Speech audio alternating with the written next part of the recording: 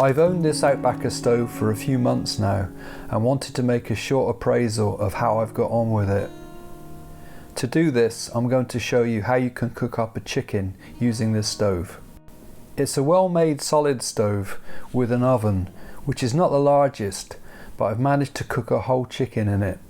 There's a very handy temperature gauge on the oven door, without which you would never know what temperature you're operating at. It comes with a grill and tray included.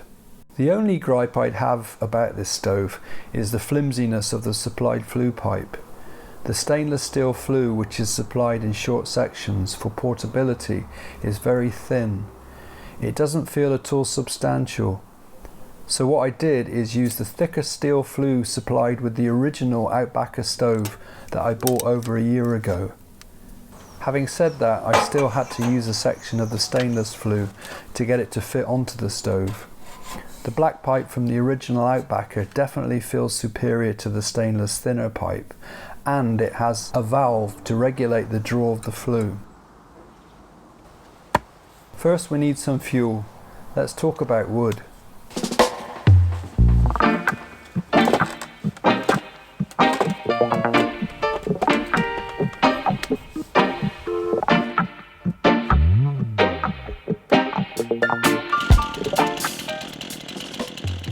I enjoy the whole process of collecting firewood.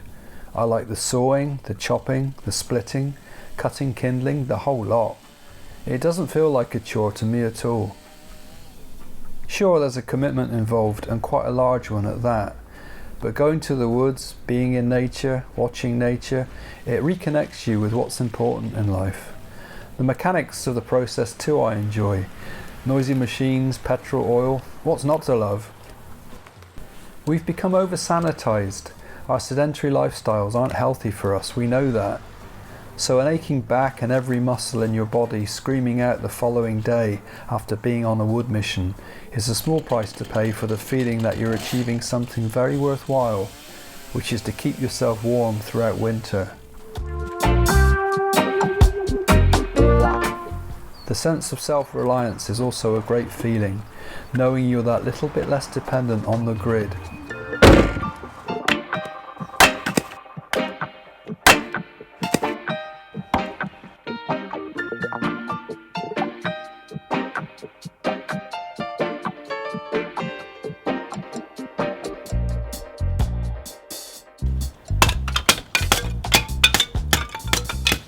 Listen to that. Forget tubular bells, this is tubular kindling. Ah! Fantastic.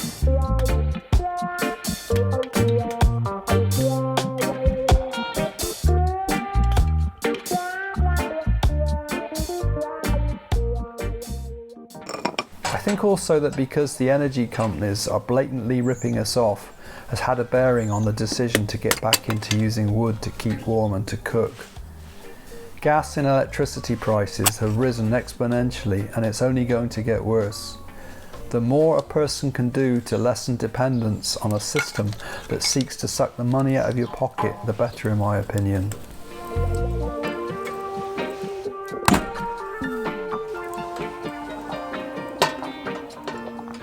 Okay, back to the Outbacker stove and the cookery. It takes about half an hour to warm up the oven chamber from cold to a temperature that's usable to cook.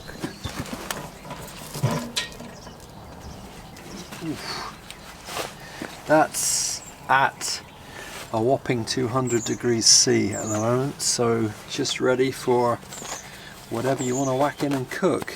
In this case, the chicken. The chamber is large enough to accommodate a medium-sized chicken. It's a squeeze, you wouldn't get a larger bird in there, but it's ideal for a large joint of meat or sausages, chops, etc., or even roast veggies like roast potatoes. I've learnt from a few experimental cook-ups that it's advisable to place aluminium foil over the food nearest the baffle bulkhead, dividing the oven from the combustion chamber, as the side nearest the fire gets extremely hot and I absolutely charred a few sausages on my first foray into cooking with this. They were incinerated within minutes. While I'm waiting for the chicken to cook, let's address an issue here that's possibly the elephant in the room. Is it possible to burn wood and still be a good environmentalist? Wood burning stoves release a lot of carbon dioxide, as much as 2 kilos for every kilo of normally dry wood. And yet heating with wood is accepted as a source of green energy by almost all experts, for this simple reason. Trees absorb carbon dioxide as they grow, but sooner or later release the gas again. A tree burned in a stove releases the same amount of carbon dioxide as it would had it been allowed to die and rot. Wood burning is an efficient way of making use of one of the world's best sun catchers, simply by allowing one of nature's processes to take place indoors, or in this case, outdoors. And it goes without saying that you should always burn wood with a moisture content of below 20%. Quality moisture meters are cheap enough these days. Let's check in on this bird.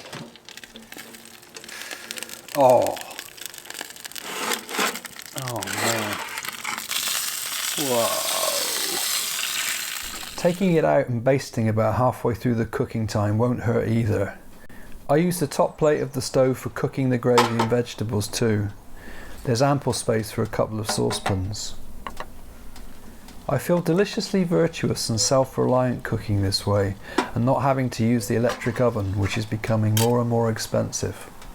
Alright, it's not an everyday event, but maybe on the weekends this way of cooking could save you a bit by not having to turn on the electric or gas oven.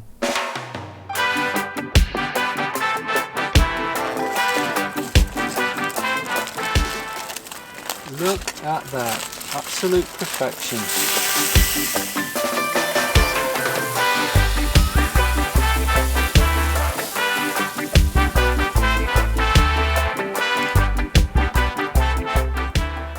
Overall, I'm pleased with this Outbacker stove. Time will tell whether it holds up after a lot of use.